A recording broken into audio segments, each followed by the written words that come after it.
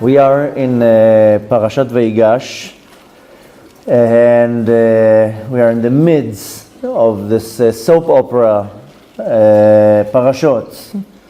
We have 4 parashot where we have the whole story of Yosef, how he was sold, went down to Mitzrayim, jail, out of jail, king, the brothers come down, Yaakov come down to Mitzrayim. Very intense parashot.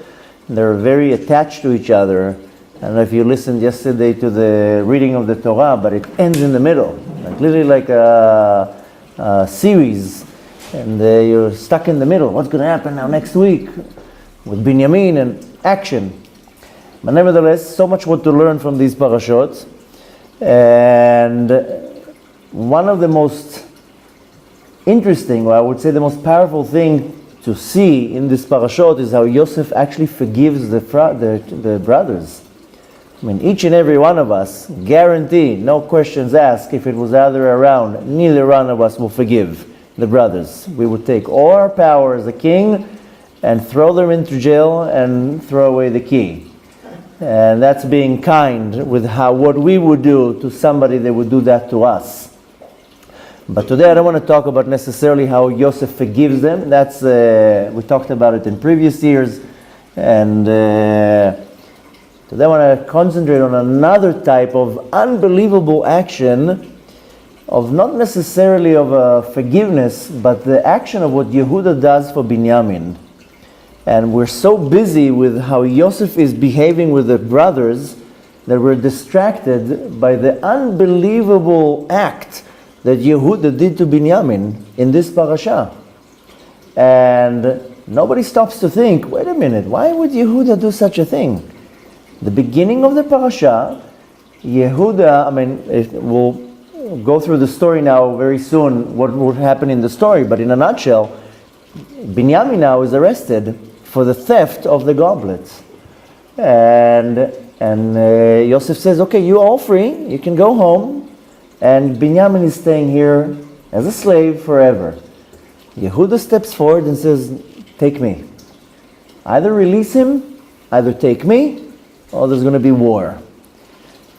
This is an unbelievable act of Yehuda. He could say, you know what, Yalla, no, let him stay here. Who cares? I did my part. I'm going. They did that with Yosef. So we see an unbelievable act of Yehuda that raises a big question how he was not thinking of, you know what, oh, okay, Binyamin, big deal. I mean, we got rid of Yosef with no problem. Let's get rid of Binyamin. Why do I need to now become a slave for the rest of my life for this guy? I don't even know who he is. I don't know what they're going to do with me. I'm going to have to die now because let him go. Which brings a big question that many people ask: should I disattach myself from somebody that harms me? And then many people ask that question. Somebody does something bad to me. Should I just cut all ties and say, thank you so much, you go your way, I'll go my way? And in not all cases, that's the situation, that you say goodbye to somebody. Not only that, is that even possible for us as a nation, as a Jewish nation, that we can disattach ourselves from other people? And I say, I don't like you, I don't want you in my life. I don't want to have anything to do with you. So we see here an unbelievable story that we don't see any type of a story like this in the entire Tanakh, of the connection between Yehuda and Binyamin. This is a connection of a guarantor here. Most people, when it comes to be a guarantor, push comes to shove. Thank you so much. I'll see you later. And Yehuda gave a guarantee, even though we're going to learn today that the guarantee has to do with this. According to the guarantee that Yehuda gave Yaakov, he had no reason to go and save Binyamin. The guarantee was to watch over him during the journey. That's it. You have to read the text very clear. If you remember last week, we're going to go through the story a little bit to remind us. But nevertheless, the guarantee was not for Binyamin in Mitzrayim, was in the journey. And we want to understand what causes Yehuda to jump forward and to say to Yosef, take me, don't take him. Wasn't it like a rustification? Wait. Patience is worth gold. So we want to know what causes Yehuda to fight for Binyamin. Now very quickly, we'll go quickly about the story that... excuse me? You said something about the goblet. Yeah, wait. See, I told Tzipi, patience is worth gold. So the story goes very, very quickly that Yosef is sold by his brothers to the Ishmaelim, to the Egyptians. He comes to Mitzrayim. He works for Potiphar for 1 year. He goes to jail. He sits in jail for 12 years. He comes out of jail, becomes king. Now there's a famine. Everybody comes down to Mitzrayim. The tribes come down to Mitzrayim. Right away he recognizes them. He decides to trick them. He has a whole plan. We're going to talk about this plan, by the way, why Yosef is doing that. Why can't you just say, either I forgive you, let's move on, or I don't forgive you? Why this whole show? Suddenly it becomes a whole production here. But nevertheless, part of the production is that he says, no problem. He starts asking them questions. They tell him that they are all sons of one father. There are 12 kids. There's a young one. And he says, okay, bring me the young one. I want to see the young one.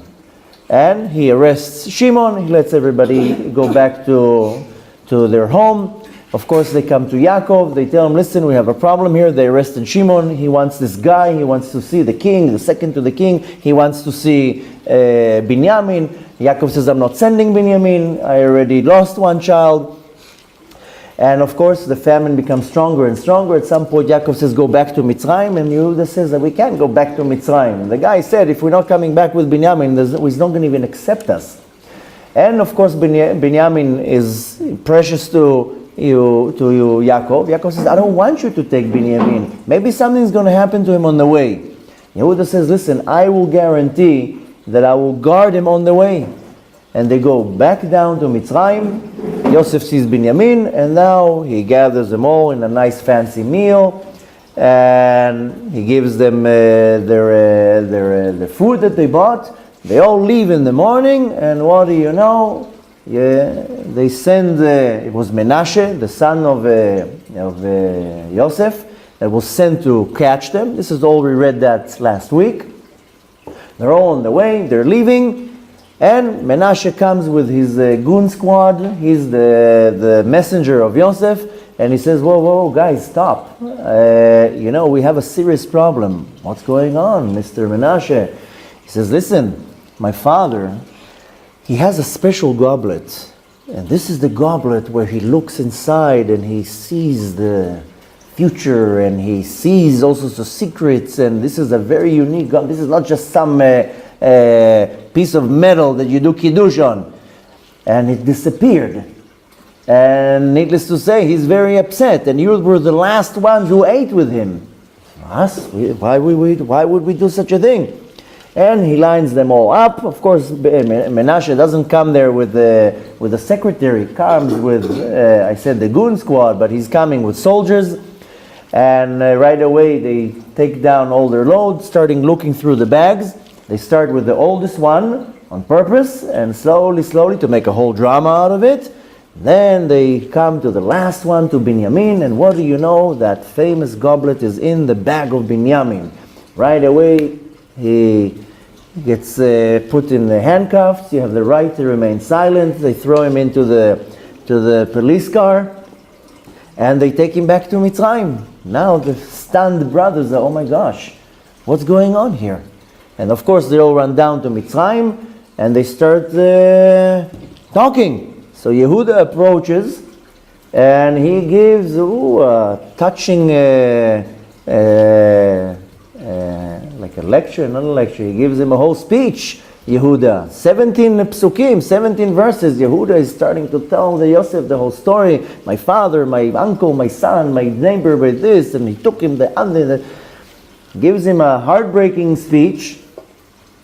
And then he finalizes it with the last statement by saying, listen, don't take him, he's worthless, he's young, I'm strong, he's weak, I'm big, take me.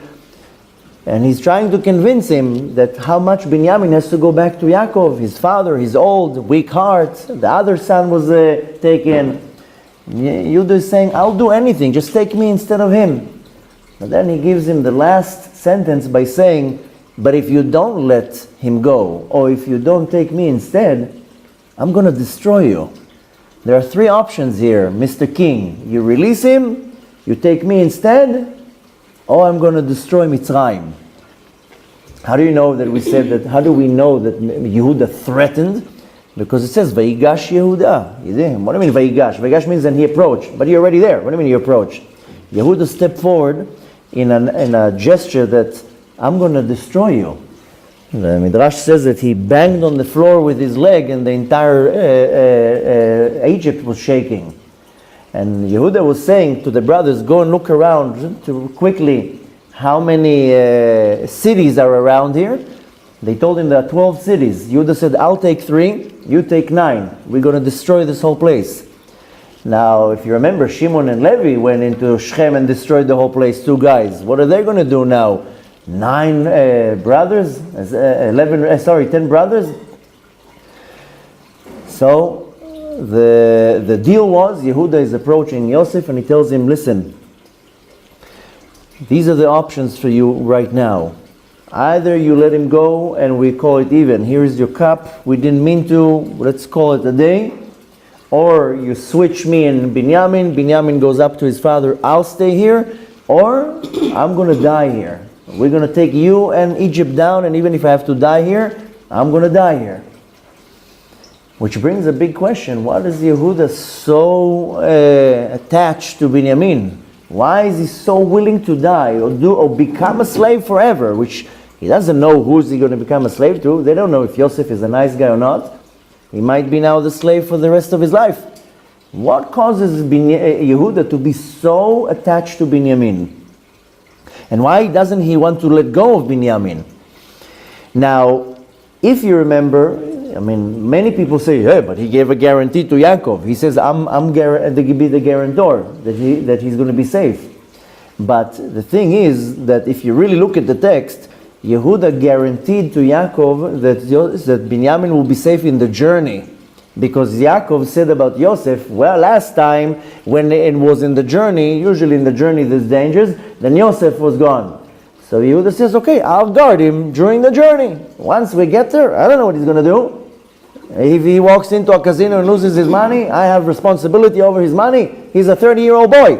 I have responsibility to him. I'll guard him that nothing's going to happen to him on the way.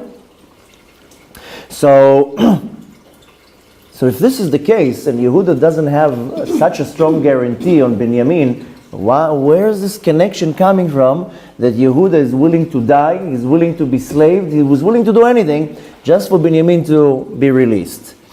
Now, the Midrash says that when Yehuda was talking with Yosef, he was trying to convince him, why do you need this little boy? You want him as a slave? Look at me, I'm a strong guy. You want him as anything you want him. I'm much better than him. Why would you settle for him? I'll do the job. More than that, then Yehuda was pretty obvious and pretty straightforward by saying, and if you don't, there's going to be war. I'm going to go to war with you. And if you want, go on my Facebook page and you'll see my last posts that we did, and you see that we're pretty powerful. And if we go to war with you, we'll destroy you. We are the sons of Yaakov. Don't think you're messing here with a bunch of farmers here. And Yehuda is concluding it by saying to him, Mr. King, I understand of the situation, but I am concluding this encounter with 3 options. Either you let us go, either you take me instead of Binyamin, or either there's going to be war. Now, when you're really thinking about it, you know, Binyamin was caught on theft. Now, imagine now, chas v'shalom, somebody in your family is caught on theft. And all the newspapers, everybody knows that your brother stole something. That's embarrassing for the family. You're like, people telling you, is that your brother? Well, you know, it's a different mother. I don't know him that well. I think he's adopted. I'm not sure. It's embarrassing when I'm not talking when somebody's getting caught stealing a candy. He goes down for something big. It's embarrassment for the family. And here you see that Binyamin is caught. Right away they put some pictures on Instagram that everybody will see that it's Binyamin. And it's pretty embarrassing now that your brother is a thief. Why are you protecting your brother that he's a thief? And not only that, you're willing to take responsibility instead of him. It's unbelievable when you see this connection between Yehuda and Binyamin. When you think about it, okay, so they're brothers. But they proved before that even with Yosef, they got rid of him in a second. Now it says in the Midrash that Binyamin was caught as a thief. And there's a very interesting explanation here. There's a special book, a real unique book. It's called Panim Yafot. Panim Yafot is a pretty face, but the name of the book is called Panim Yafot, written about 200 years ago by a great Rabbi, Pinchas Horowitz. He was one of the greatest students of the Magid from Mazrij. Very unique individual. And in this book, he gives an explanation that he says, even though Yehuda gave a guarantee to Yaakov that I'm going to take care of Binyamin, he says he took guarantee about Binyamin to be safe, but he's like, I can't guarantee that he's not going to steal. Or I'm going to tie his hands. I'm going to be on top of him like a hawk.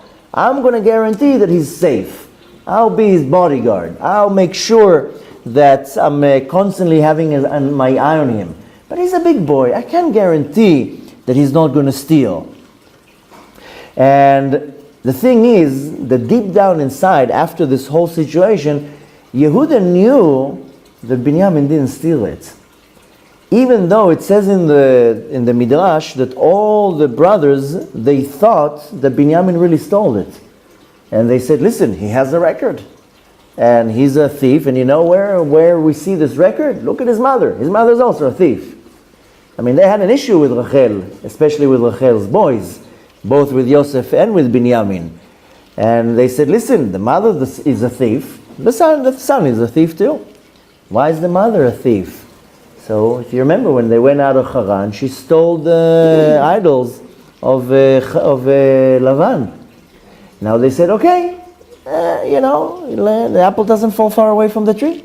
He stole too. He saw a nice piece of goblet. Ooh, maybe I can put it on eBay. I don't know, maybe I'll get a nice little fortune from that.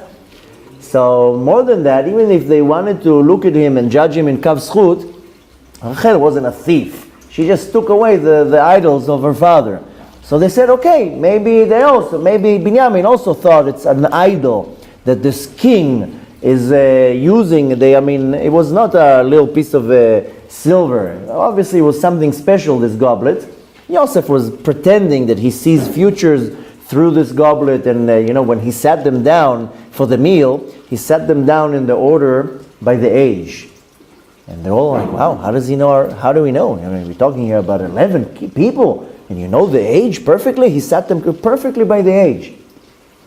So he was pretending that he has some voodoo powers through this goblet. So they said, okay, maybe this goblet is something with some idol worship. And Binyamin saw it and wanted to get rid of it, bring it back home and burn it like you burn idols. So nevertheless, the Midrash says that brothers actually thought that Binyamin is really a thief. And I'm like, what are we gonna? You really want us to protect the thief? But Yehuda says, no, I know he really didn't steal it. I know that. Now, when you're looking at this story, you ask yourself, why did Yehuda do this action? Why did he go to this length to protect Binyamin so much? What is this guarantor between the guarantee between them? So we know that as a nation, we are guarantors to each other. Kol Yisrael Aravim ze bazeh. We get punished all together. We get blessed all together. Barchenu avinu kulanu ke'echad. Bless us, our Father, as one. But we also get punished as one. In the Israeli army, it says, Echad b'shil kulam, kulam b'shil echad. One is for all for one. Same thing here. We are guarantees to each other.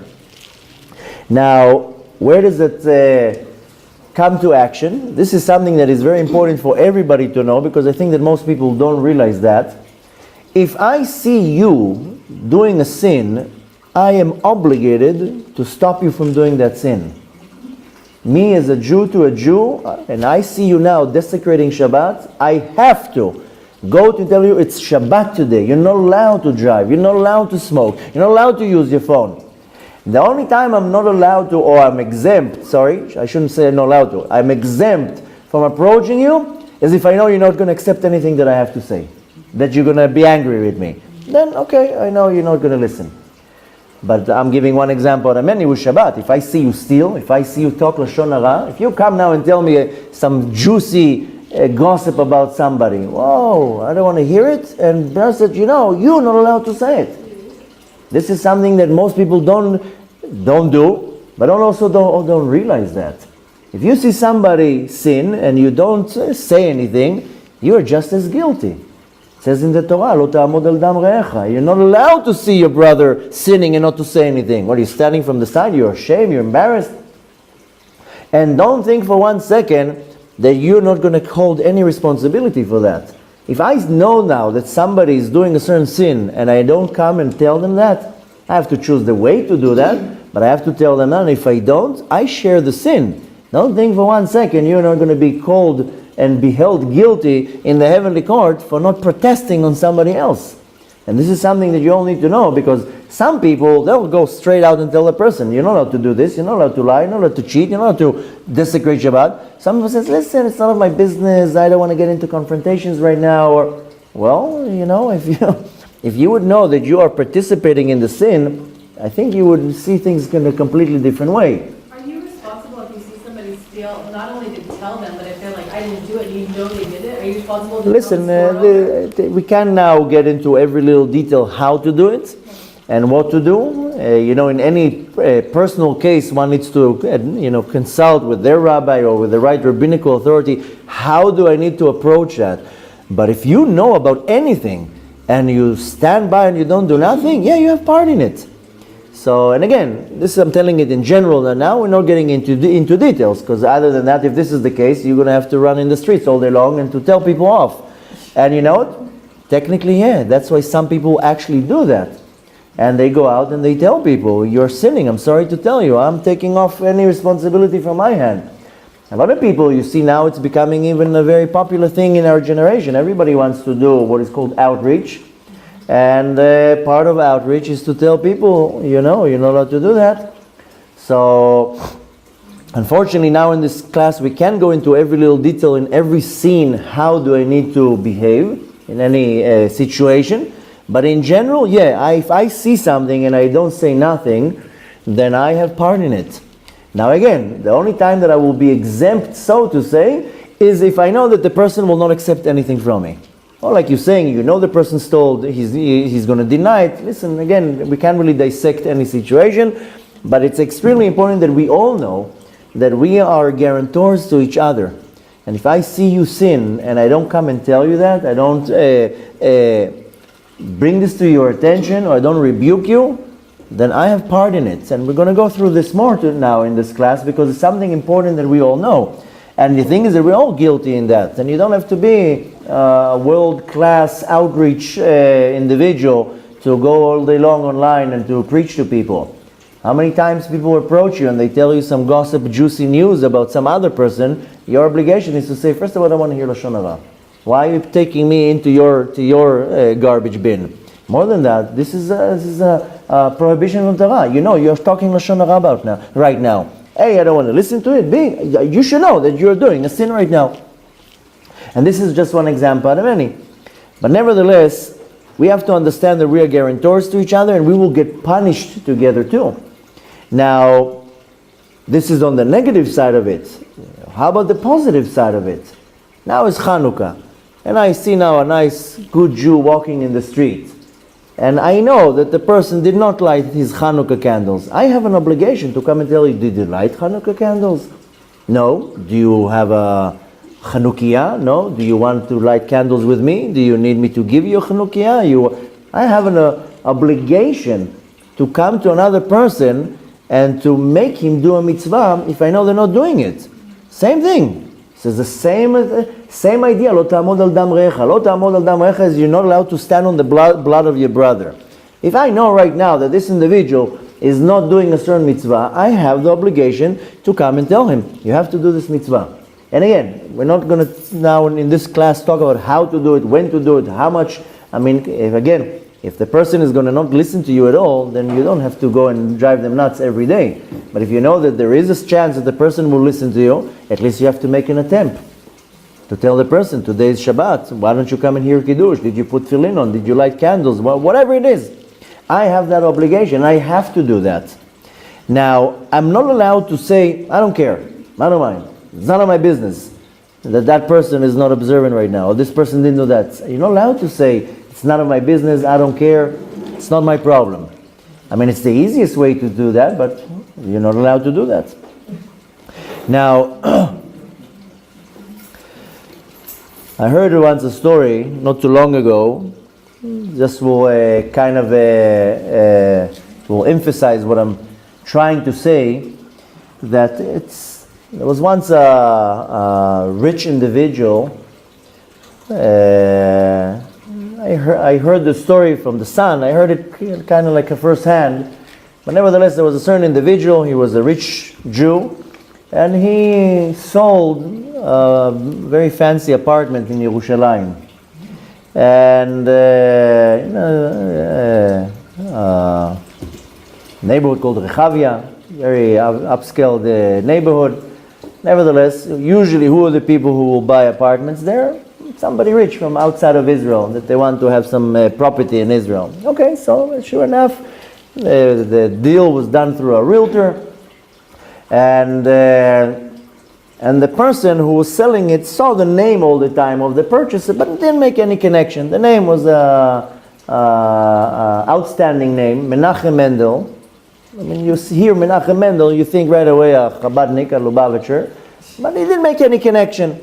Finally, when they came to do the transaction, then they met the person, and the person doesn't even look like an observant individual. He says, where do you get such a name? He says, oh, you're not going to believe how even I got that name. And he tells him, oh, I have a story, something happened to my parents, and with the Lubavitcher Rabbi, and I got that name. You hear Menachem Mendel, you imagine somebody with a beard and a hat. So what's the story? There was a certain individual, a professor. Their last name was Sofer. They grew up here in Israel in a kibbutz, but in a very communist kibbutz, very anti-Judaism, anti-religion, anti-Torah. And at some point they decided to leave the Israel. And where did they go to? To the end of the world, really to the end of the world, to a small island south of Australia called Tasmania. It's like, who even knows about the existence of the island? So, nevertheless, if you look at the map, underneath Australia, there's a little island on the western part. It's called Tasmania. On the eastern part. No, that's a different thing. The Tasmanian devil. He comes from Tasmania, yeah? But nevertheless, they go to this island where there's nothing there. Okay, this professor, no connection to Judaism whatsoever, and they live in this island. Okay, one day, there was a little shul there, and there was only 10 Jews on this island. One day, the person who reads out of the Torah passed away. So they're stuck there. There are 9 men, and they don't have who to read from the Torah. And they bump into this professor, and they tell him, listen, you're Israeli, you don't know Hebrew, you come and read from the Torah. We don't know how to read Hebrew. He says, me? I don't know how to read from the Torah. Yeah, but you know Hebrew. Somehow they convinced him, they got him into the shul, and he started reading for them from the Torah. And okay, they said, listen, you did a great job. Come on Monday, come on Thursday, come on Shabbat. You start reading us from the Torah. Not me reading from the Torah. You know what's the last time I was in shul? When? Never. I don't even fast on Yom Kippur. So they told him, okay, so now you start fasting and tomorrow you're coming to shul. And he's like, I don't even have a connection with the Torah and Judaism. No, we need you. Somehow they convinced him. He became the Baal Koreh of the shul. So he comes every Shabbat to read from the Torah. And then slowly, he's Israeli, he knows Hebrew. They tell him, what does it say in this book? What does it say over here? He suddenly became the rabbi. So within a couple months, he was reading in the Torah. This is a true story, I'm not making this up. And I heard this from the son of the person whose name is Menachem Mendel. This is the grandfather, the grandson. And half a year passed, the guy suddenly becomes the rabbi. They're asking him questions, he comes, he answers, he looks at the books, they didn't know anything. At some point he's like, what am I doing? I mean, I don't even like this. I mean, I don't want to be part of this thing. You're making me now your rabbi, I'm answering your questions, I'm reading for you from the Torah, I'm reading your books. He decides, that's it, I'm out. I'm going to run away. Same way that we ran away from the kibbutz, I'm going to just run away, let them break their heads by themselves. And as he's about to, and that's the thoughts that he has in his head, I'm going to run away, they're not going to find me, I'll move somewhere else. He goes out of his house, and what do you know? He sees a man with a long beard and a hat and a black suit, a real rabbi, walking in the street, like looking like he's lost something. He bumps into him, and he says, what are you looking for? So the real rabbi said, I'm looking for a Jew. He's like, what do you mean looking for a Jew? I mean, and he starts talking to him, tells him, what's your name? The young rabbi tells him, my name is Chaim Gutnik. Chaim Gutnik was the father, there's a very big family in Melbourne, the Gutnik family, and it's the father. Anyways, he's like, what are you doing here? So he tells him, I'm a rabbi in Melbourne, and yesterday I get a letter from the headquarters of Lubavitch in New York, and I get a letter from the Lubavitcher Rabbi saying that, listen, it's very nice of you that you live in Melbourne, but there's many islands around that they also need help. So the next day I buy a ticket and I go around and I'm traveling around the islands. I'm looking for people who I can help. So he says, okay, I got the point. I got the point. Sofer, the professor saying, I got the point. I wanted to run away. I got a message from Shamayim, from God, that I have to stay here. I have to care about these people. They're asking me questions, and he became more and more and more observant, and at some point became mamash really observant. And this Rabbi Gutnik told him, whenever you need me, whatever you have, ask me questions, send me the questions, I'll help you, I'll answer you. And this professor decided to stay there and to help this small group of people. And later on, of course, the child got the name Menachem Mendel. It doesn't even, it's not even so Torah observant. You would think that you would see a Lubavitcher, you see not such an observant Jew. But nevertheless, the point of the story is that we are all attached in a covenant as a nation. We all are here for each other. This professor, he got the point. He wanted to run away. He's like, me and Torah, me reading them from the Torah and answering their questions because I know Hebrew, so what? He understood that he has to be there to help them. He has to be there to serve them, even though he doesn't want to do it, but they need it. He understood that it's not about him. And he stayed there, and by default, he became more observant. The story is coming to telling us that we have to understand that we have a covenant between us, a very strong covenant that we didn't invent that. Moshe Rabbeinu put us in this covenant. Moments before we went into Eretz Israel, before Moshe Rabbeinu died, he brought us in the auspicious time when they were standing on the mountains of Har Grizim and Har Eival, and he made a covenant that now we are bonded. We're all connected as one, and we are guarantors of each other, and we have to help each other. This is a covenant that Moshe Rabbeinu did. It's not an invention. And the covenant here is that we are guarantors to each other, that we make sure that the others make a mitzvah. That's the guarantee here. What's a guarantor? If I now borrow money, you give me money now, I have to bring a guarantor that if I don't pay, he will pay. That's a guarantor. Moshe Rabbeinu put us in a bind that if you don't make a mitzvah, I have to come and make you make the mitzvah. We're all connected to each other. So we are guarantors for the existence and the following and doing mitzvot. And if you don't do it, I will get punished for that. That's how it is. It's very simple. I can't just ignore and say, it's none of my business if you do mitzvot or not. It's none of my business if you sin right now. I live my life. You live your life. The Talmud says, there's a very famous story with a certain Tana, Rabbi Elazar ben Azariah, that one time he went out of his house on Shabbat and he saw his neighbor's cow walking out, and the cow had a certain, like a leash. And to his opinion, that was not considered carrying. But to his, I can't say his opponents, but the other rabbis who was in his generation, they did say, no, this is called carrying, and the cow is not allowed to do that. I mean, now we don't really have cows. I don't think anybody you here have a cow, but maybe some of you have a dog. You need to know the laws. For example, on Shabbat, you can't have the leash on the dog because the dog has to go by itself, because then it's carrying. You have to know all these rules. Not so many people have dogs, but nevertheless, specifically cows. But the point is that in that generation was Rabbi Elazar ben Azariah, that according to his psak halacha, having on the cow this leash was not considered carrying. But there was a different opinion from a different rabbi that is considered carrying. And he didn't tell the neighbor, listen, your cow is carrying something. You're not allowed to.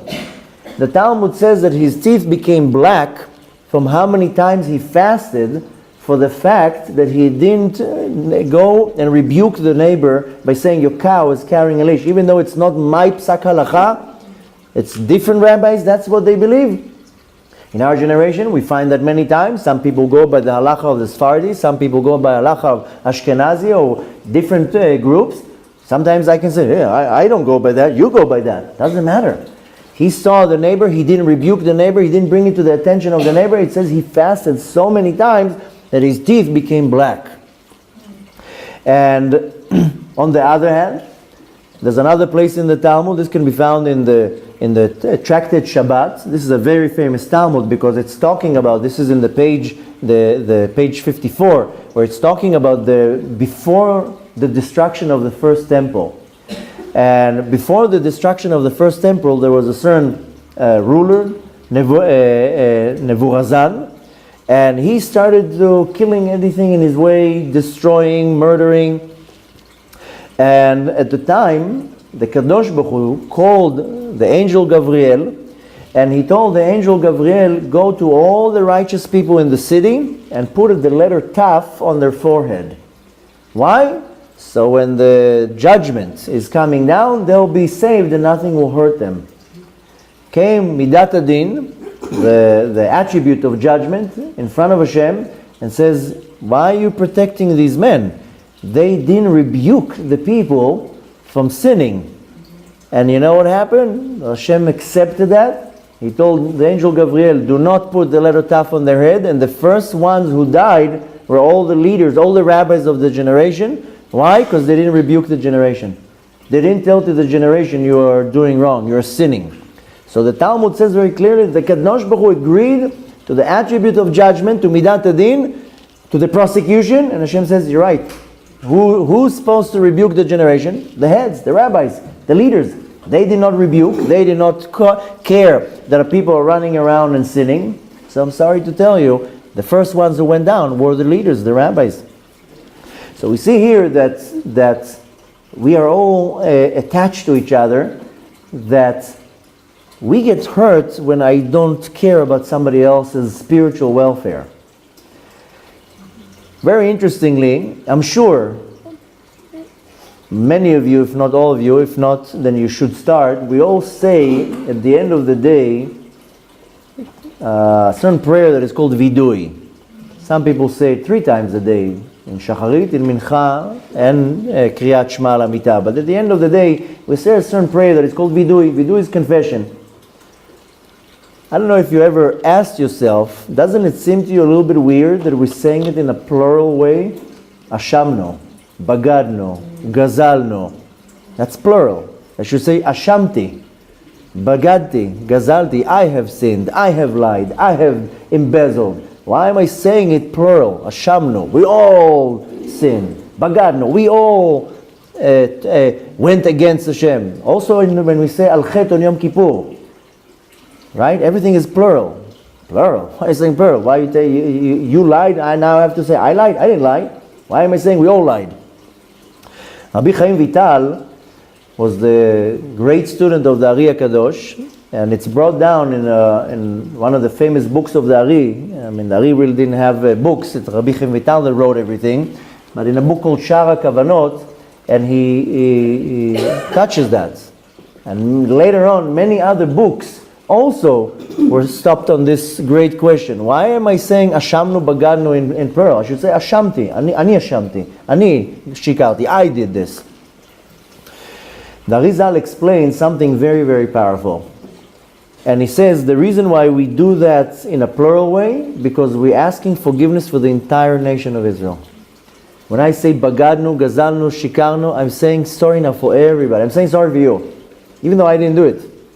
I was fine today. I didn't lie today. I didn't steal today. I didn't say Lashon Hara today. But I'm still saying sorry for everybody. For the entire Klal Yisrael. Because maybe you forgot to say it. Maybe you forgot to say it. Maybe so-and-so, Moshe from the market, doesn't even know that he has to say it. So I have to say it for him.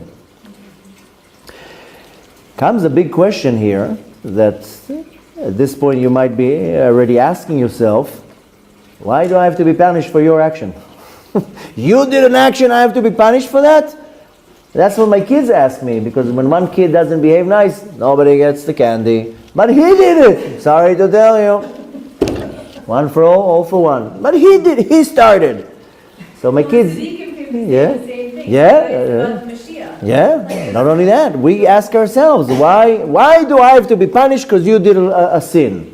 That's not fair when you're thinking about it. So we presented here with two questions, going back to where we started.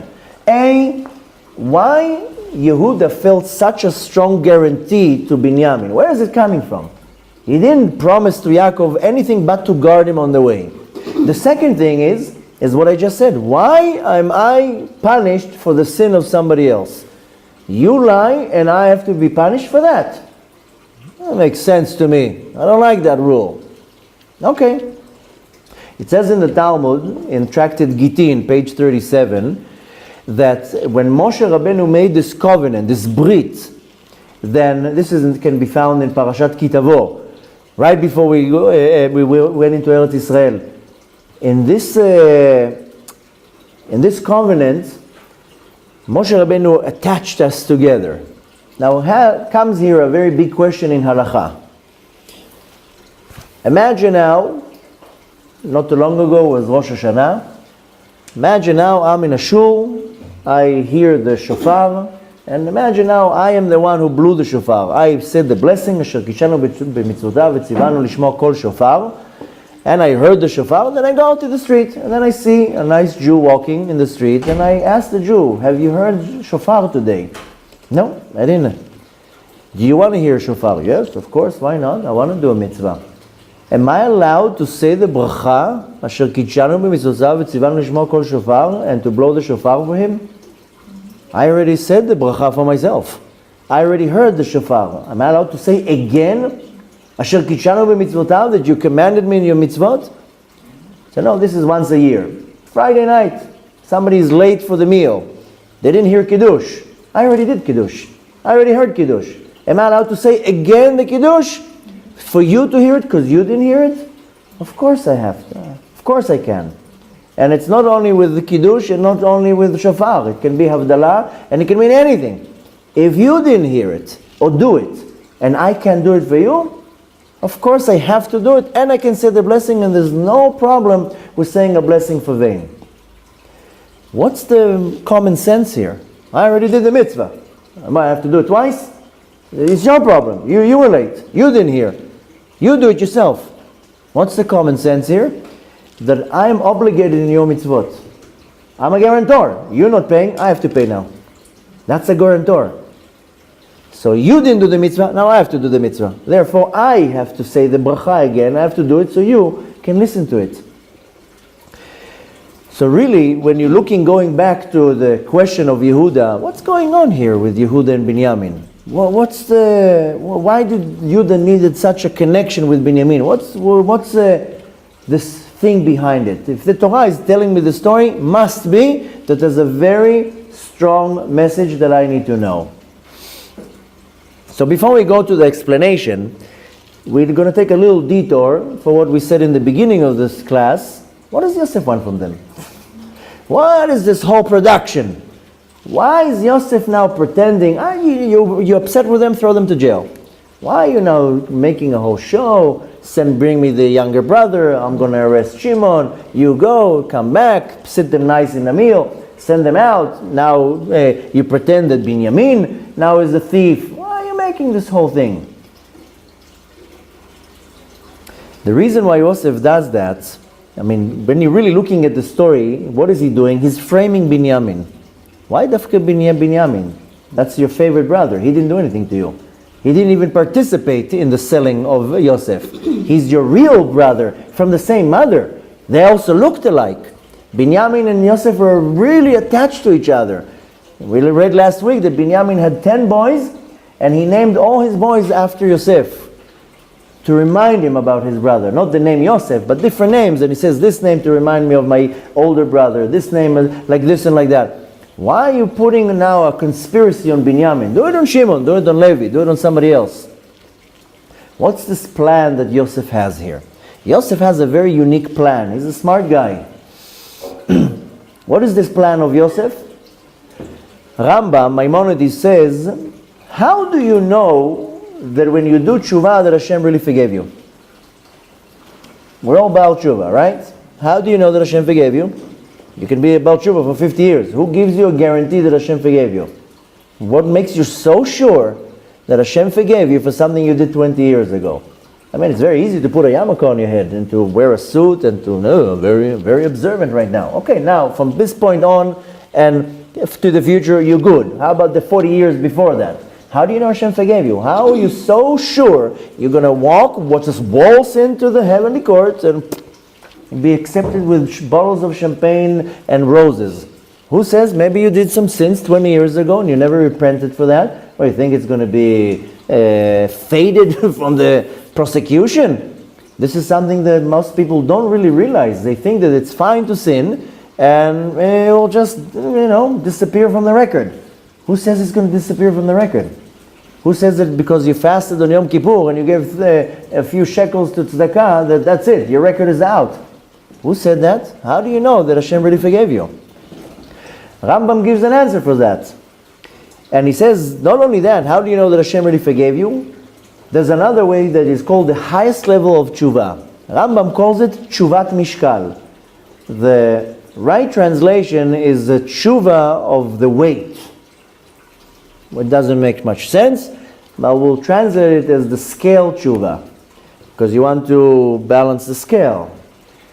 Rambam says, how do you know that Hashem forgave you? He will put you in the same situation of the exact same sin that you did, and He will test you, and if you pass that temptation, you pass that challenge, then the other one was forgiven. So Hashem will manipulate the situation, bring you to the same situation that you are very easily to do the exact same sin. If you say, I don't want to, I will never do this again, I did already my tshuva, and you pass, then you know that you did a very high level tshuva and that Hashem forgave you for the first one. Very easy. This is called tshuvat mishkal, that you go back to the same situation. Yosef knew, when he saw the brothers, Yosef was in a very high level. He's not for nothing called Yosef a tzaddik. He wasn't holding grudge. He wasn't holding anger. Oh, I'm going to revenge now. He knew that was all one big master plan, that he had to get to Mitzrayim. He didn't have any anger towards them.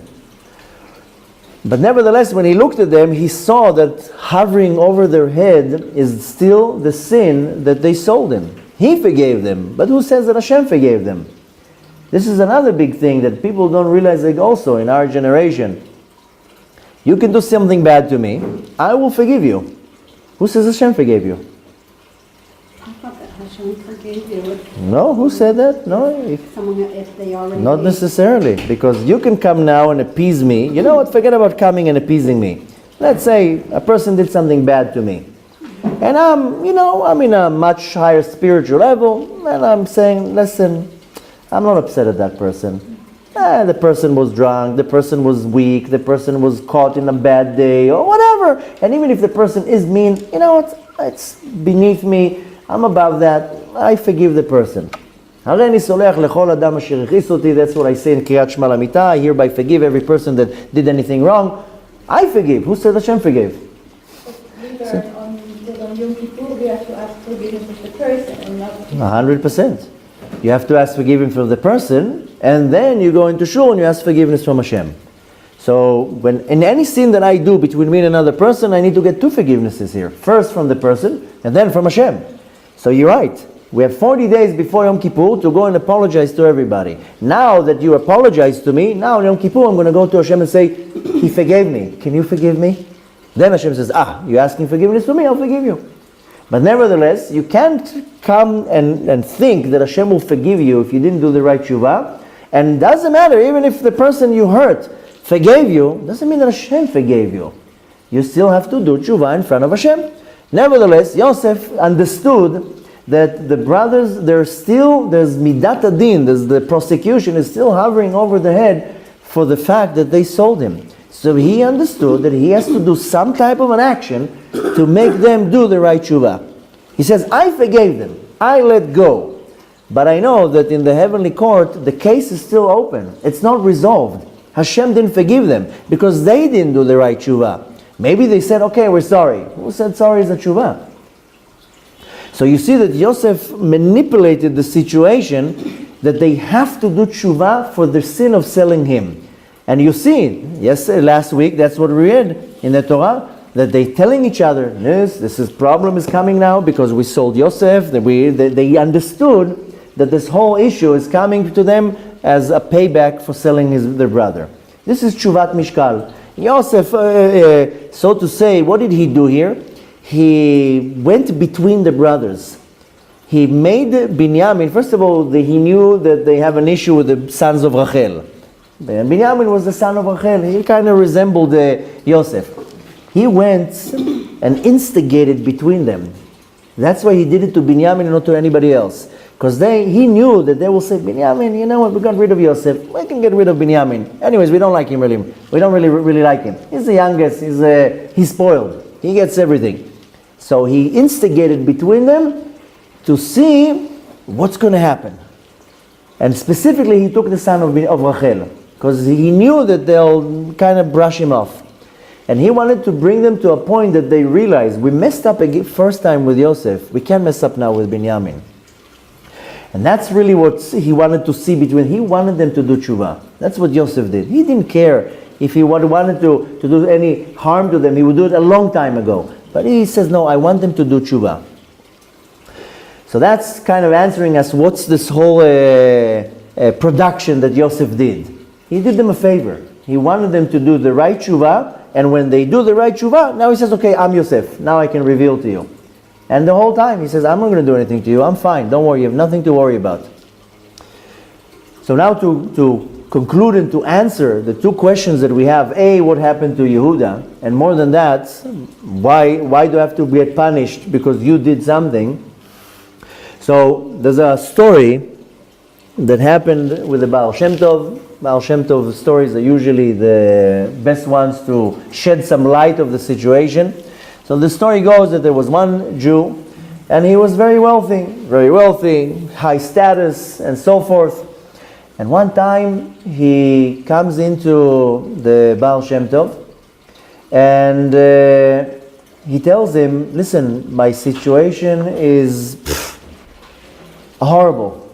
I was once here, now I'm here. I'm losing all my money. I lost already all my money. Any business deal I go into, it collapses. Everything is crumbling in front of my eyes. I used to own land and ships and merchandise, and I was this, and everybody loved me, and I was like the loved person, the celebrity, and now I'm going down. What's going on? The Baal Shem Tov told him it's all about a little pinch of tobacco.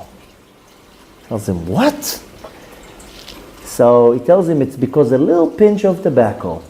This Jew was rich, was respectful. He had a shul. He wasn't a rabbi, but he owned the shul. And he had a little silver box, and he had tobacco in it. In our day of age, you go to the store, you get tobacco for $20, 20 shekels, whatever it is.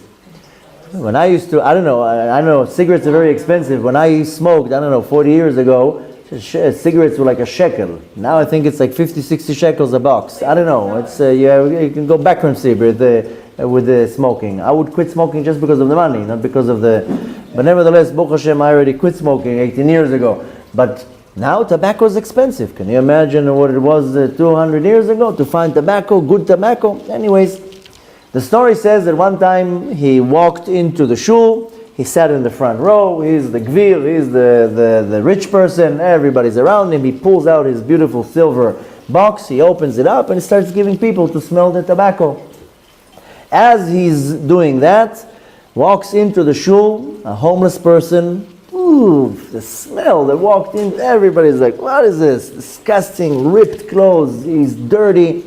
And he comes and he sits next to this rich person. Rich person is like, get away from here. He tells him, can you please give me just to smell a little bit from the tobacco? So he closes the box. No, get out of here. Get away from here.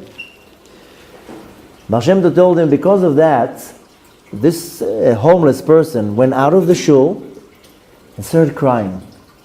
I don't have a life. I don't have money. I don't have clothes. I don't have family. I don't have anything.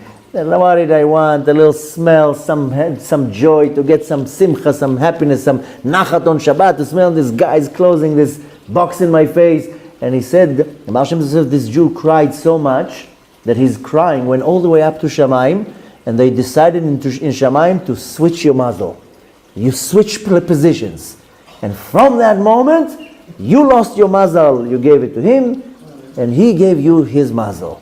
And within no time, you became a nothing, and this guy, this homeless, suddenly became the next Bill Gates. Suddenly he became rich.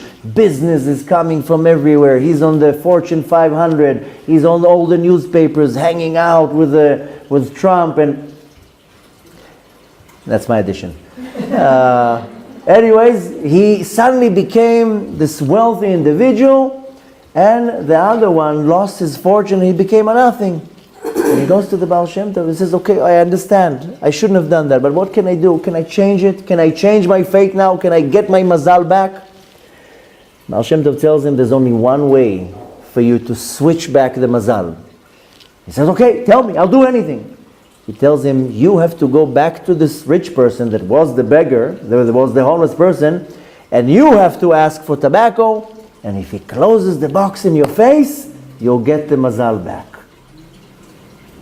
Now, the reputation of this homeless person that became now rich, that he remembered where he came from.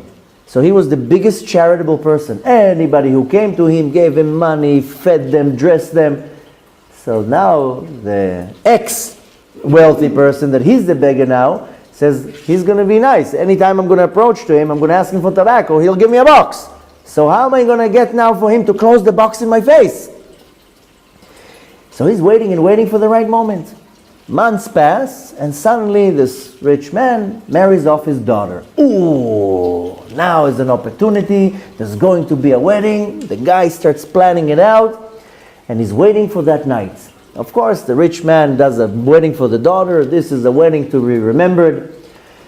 Thousands of people, huge hall, bands, food, wine. And he says, I'm going to walk there in the middle of the wedding. Comes this new beggar, puts on the most dirtiest, most stinky, disgusting clothes. He didn't shower for 3 weeks.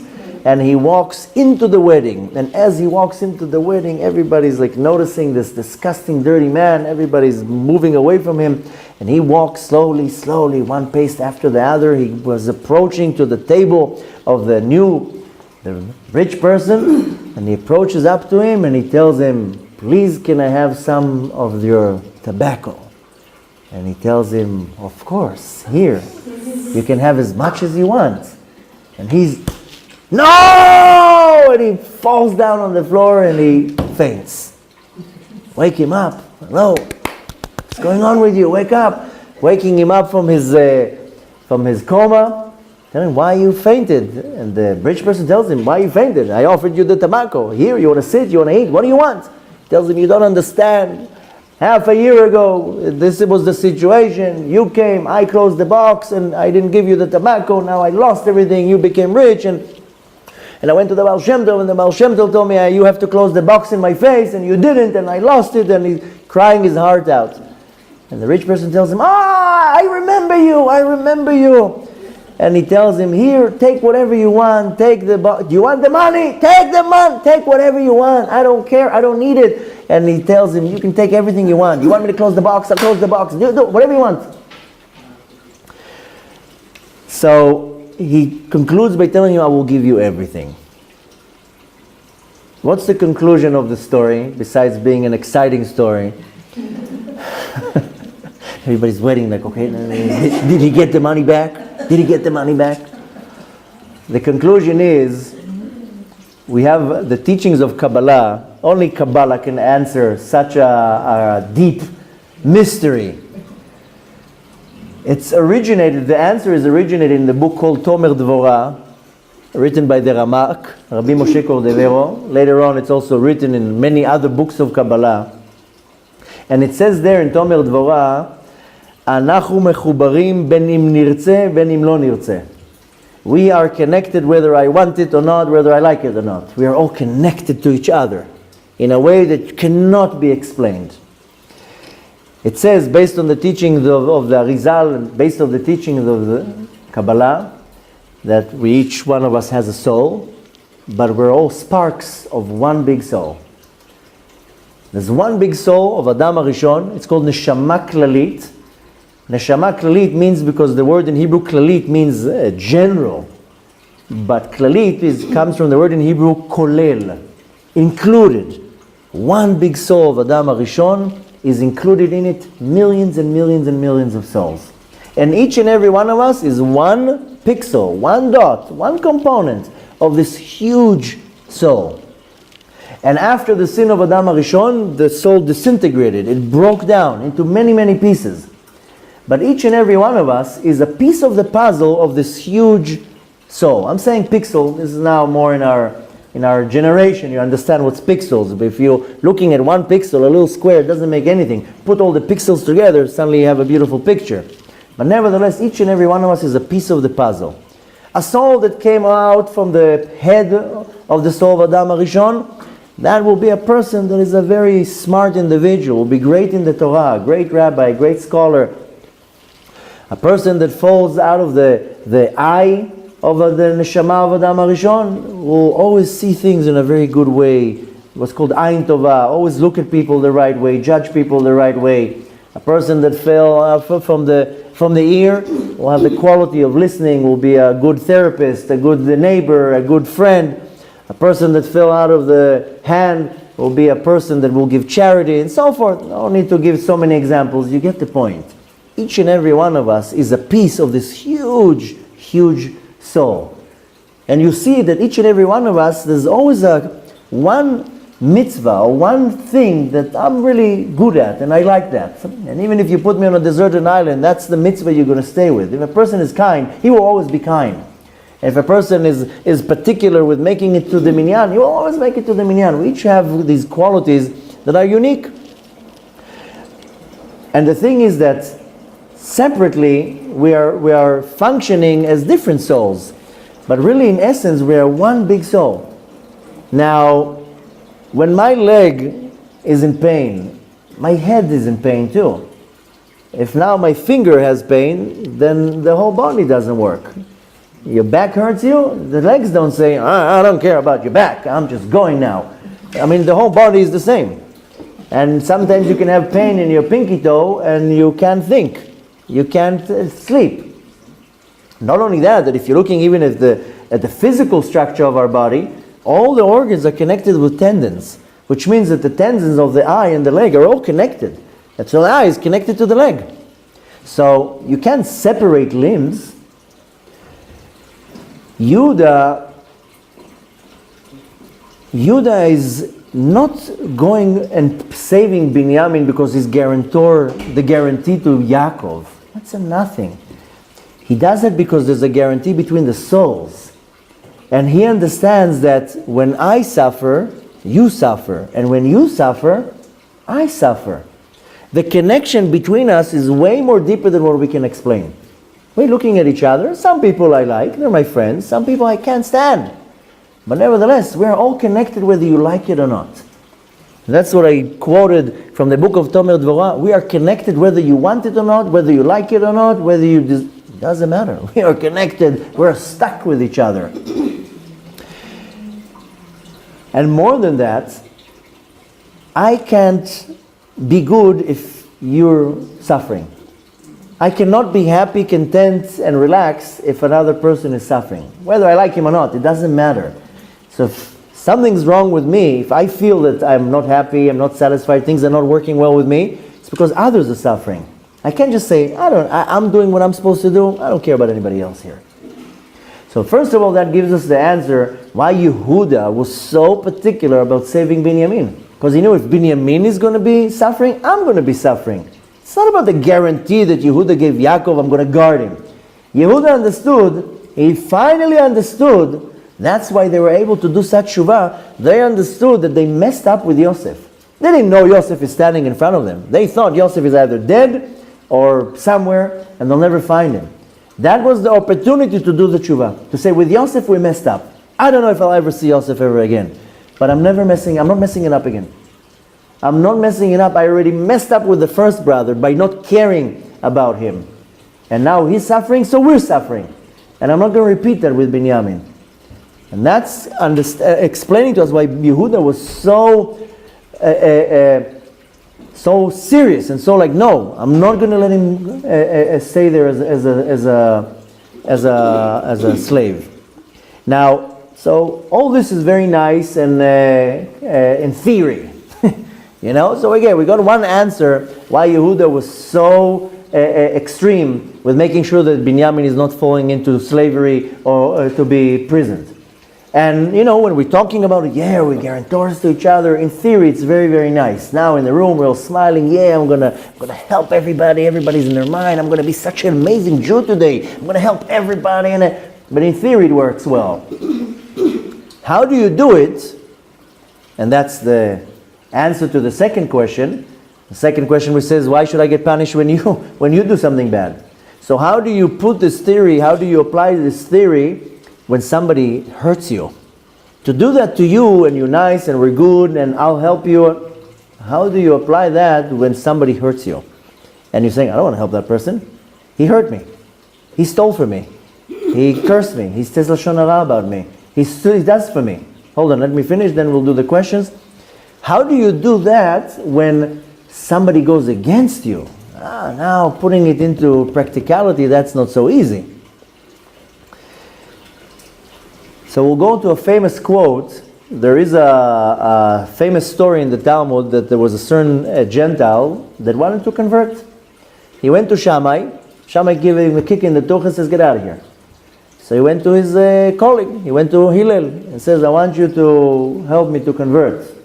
You want to convert? Why do you need that? Why do you need this headache? No, I like the Torah, I like the Jews, I want to convert. Then he tells me, teach me the entire Torah on one leg. So Hillel HaZaken tells him, מה ששנוא עליך אל תעשה לחברך. What you don't like, don't do to another person. That's the whole Torah. What? He says, I thought you're going to teach me now Maaseh Merkava, the secrets of the creation of the universe. They're telling me not to do something that I don't like to somebody else. And he says, what you don't like, don't do to somebody else. Now, the commentaries ask, why did Hillel say it in a negative way? What you don't like, don't do to somebody else. The commentary says, shouldn't he just says, what you love, do to somebody else? Why are you saying in a negative way? Why you have to be so negative? Be positive. Say whatever you love for yourself, do it to other people. Instead of that, he tells him, whatever you hate that people do to you, don't do to other people. Interestingly, in Aramaic, it says, Ma de'alach sani, ma de'alach sani. What if that you hate, then don't do to another person. Now, what does the person the most hate? When you ask yourself, what do you hate the most when you have some type of interaction with other people? Most people, what they don't like or what they hate the most is when you judge me for my actions. Right? Nobody likes to be judged for their actions. I did it because I wanted to do it. Why did you do such a thing? It's not that. Who are you to tell me what I'm doing? Well, why are you judging? You know what really happened in the story that you're telling me that I did this and that? We don't like to be judged.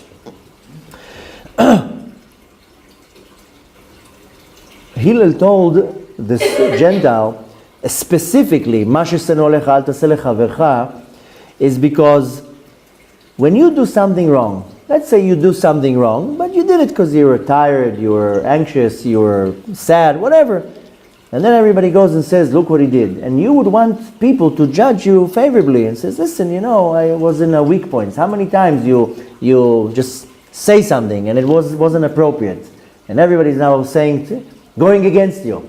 And you're saying, why is everybody against me? That's not fair. Everybody's pushing me to a corner. I was under pressure. I was depressed, whatever. The same way that you want to be judged favorably, so you look at another person and you judge them favorably. And if the person did something to you, then how would you want, we're not angels. We also do bad things to other people. So let's say you did something bad to somebody. Whatever it is, don't need to give an example. And then now he's upset, everybody's upset, the family, the congregation, the neighborhood, the whole community is upset at you. Now you feel like you're being attacked. Wouldn't you want to be judged favorably? Wouldn't you want to be discounted for that action? Wouldn't you want to be treated fairly? Of course you would. How many people say, I don't care? No, you would say, no, why is everybody attacking me? It's not fair. So Hillel says, Ma shesenu alecha, when you don't like when people judge you not favorably, don't do it to other people. Don't look at another person and don't judge them favorably. Saying in other words, that somebody did something bad to you, don't be so strong to go against them. Maybe they were tired. Maybe they were, hurt. Maybe they were drunk. Maybe, just judge them for kav zchut. Judge them favorably. The Mishnah says, kol adam lekav zchut. Somebody does something to you, don't get upset right away. Right away say, you know what, he was in a rush. He didn't mean to. He didn't know that I'm there. Give all the opportunities to the person. It's very easy right away to say, he did that on purpose. No, how many times somebody cuts you in the street and you curse him with every disease that exists in the world. Maybe he's in a rush. Maybe he didn't see you. Maybe he's rushing to the hospital. Maybe he just got a phone call that his house is on fire. So, people do bad things to us. Right away we judge them in a very harsh way. But we do bad things to people, by the way, in case you didn't notice. We also do bad things to people, and we want to be judged favorably. Because I didn't mean to. You know what, I was tired. I was under a lot of pressure and I just sent the wrong thing. Forgive me. Why are you so harsh on me?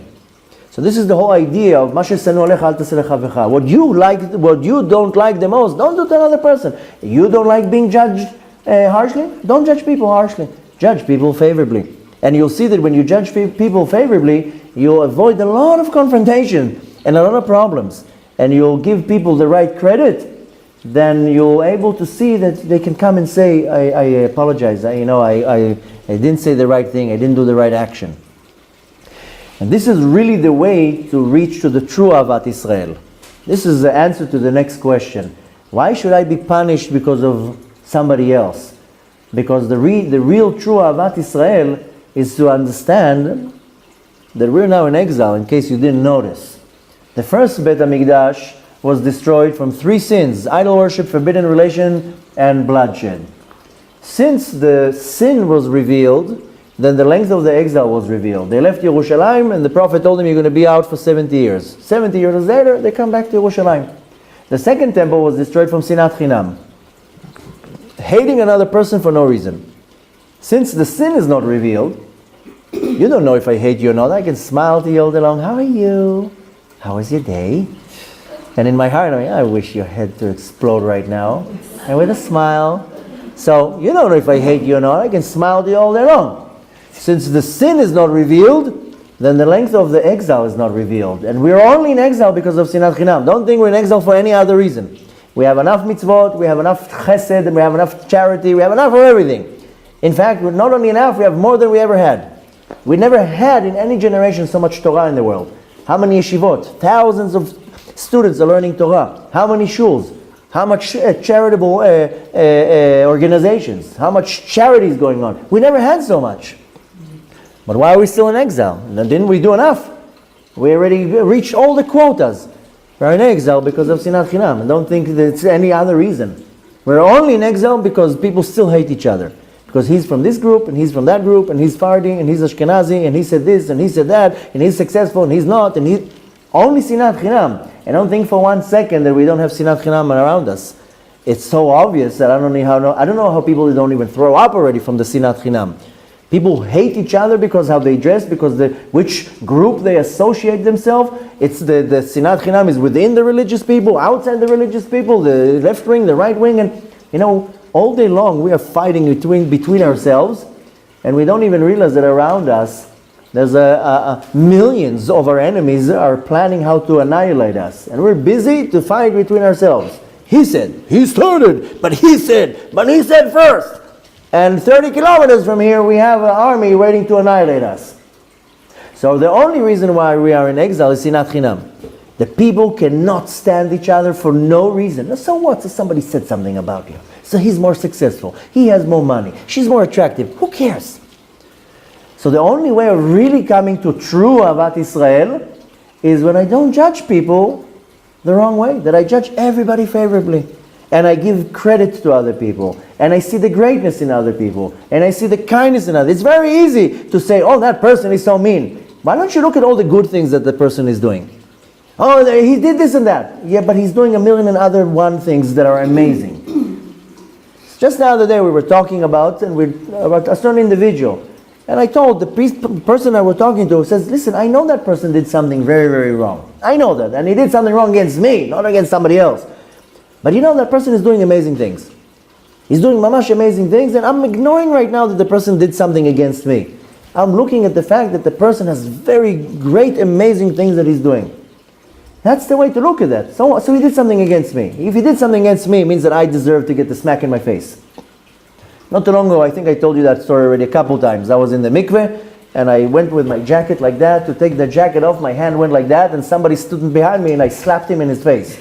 I know, and you're taking the hand like this off, and he rushed before Shabbat. I gave him a slap and a half, went into his face, and I'm like, I'm so sorry. I didn't even know how to apologize. He says, Baruch Hashem, I'm happy I got the slap from you and not from somebody else. And he says, it's an honor to get a slap from you. And I told him, listen, I'm very sorry, it's very small here. And he told me something so smart. He said, there was judgment from Shamayim for me to get a slap from my face. So I'd rather get it here in the mikveh, from you, soft in my face, and that's it, I'm done with the judgment. So if somebody does something bad to me, obviously I had to get the slap in my face. So don't judge the person now because of what he did. Even if that person did something bad to you. It's very easy to right away disqualify the person. But right away, a person should be like, you know what? Maybe he was tired. Maybe he was drunk. Maybe he was just a moment of insanity. Maybe he was angry. Maybe he didn't understand what I wanted to say, and it was the reaction. I don't react like that. I don't scream. I don't say false language. I don't do things myself. So the reason is that I have to understand that the whole point we want to go out of this exile is we have to stop with the Sinat Chinam. It was very easy for Yosef to hate the brothers and to say, look what you did to me. I suffered. 12 years I was in jail. Look at me. But it was very easy for him to turn it around and to do whatever he wanted to them. But he's like, okay, he understood. This was divine. I had to come down to Mitzrayim. I had to go through this. I did it. He understood that the 10 years he was in jail was for his own action. Not because somebody punished him. So the point to take from that is that we have to understand that we are guarantors to each other. I can't look at another person and say, I don't care about that person. And they can choke for all I care. No, we're guarantors to each other. We're guarantors to sins of each other. I can't see another person sinning and not say anything about it. We're guarantors to each other about mitzvot. I can't see a person not doing a mitzvah, not to care about it. Come and says, hello, it's Shabbat today, you're not observing Shabbat. You didn't do Kiddush, you didn't put tefillin on, you didn't do this, you didn't do that. We are guarantors to each other.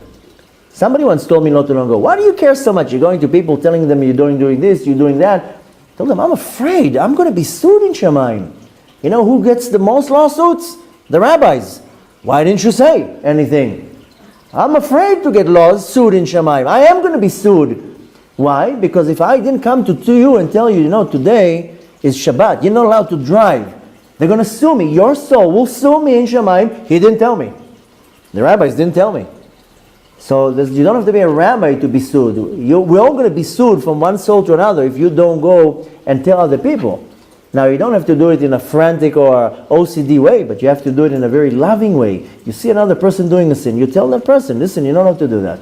It's not okay. You're not allowed to say Lashon Hara. It's not okay to lie. It's not okay to steal. You can't, and that's what, if you remember 2 weeks ago in the Shabbat meal and the third meal, that's what I was trying to relate to people. If you see something going on and you're not saying anything, you are just as guilty. And you're going to be just as punished by standing aside. No, I don't want to be involved. You don't want to be involved? So, okay. So one day, you will be involved. You're going to be subpoenaed by the heavenly court. And they're going to tell you, why didn't you say anything? You saw that person doing something wrong. Why didn't you come and say, whoa, what are you doing? You're not allowed to do that. So, and most importantly, we have to understand that we are guarantors to each other. We cannot stand aside and see other people sinning or not doing mitzvot. And again, I told you, you can be exempt if you know that the person will not accept from you. So bring somebody else to do that. But this is a matter of life and death. And if you can do it, you hire somebody to do it. You participate with somebody who does that, and so forth. This is what I said before, in our generation, it's very popular to do outreach. Yeah, because you're saving other souls.